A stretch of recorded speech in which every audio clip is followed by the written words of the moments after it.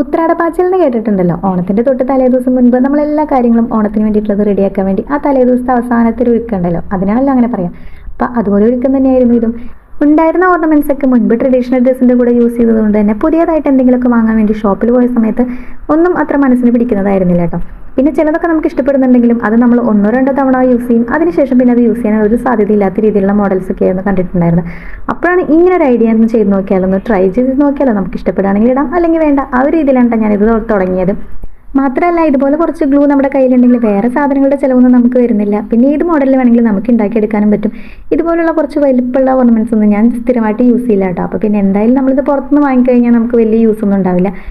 അപ്പോൾ പിന്നെ ഇതുപോലെ ചെയ്തെടുത്തപ്പോൾ എൻ്റെ മനസ്സിന് ഇഷ്ടപ്പെട്ട ഒരു മോഡലാവുകയും ചെയ്തു. നമുക്ക് വേണമെങ്കിൽ യൂസ് ചെയ്താൽ മതി, വലിയ ചിലവൊന്നും വരുന്നില്ല.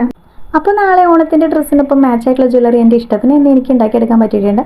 അപ്പോൾ സമയമുള്ളവരാണെങ്കിൽ പെട്ടെന്ന് തന്നെ നിങ്ങളുടെ ഇഷ്ടത്തിന് ഒരു മോഡൽ ഇതുപോലെ ചെയ്ത് നോക്കിക്കോട്ടോ.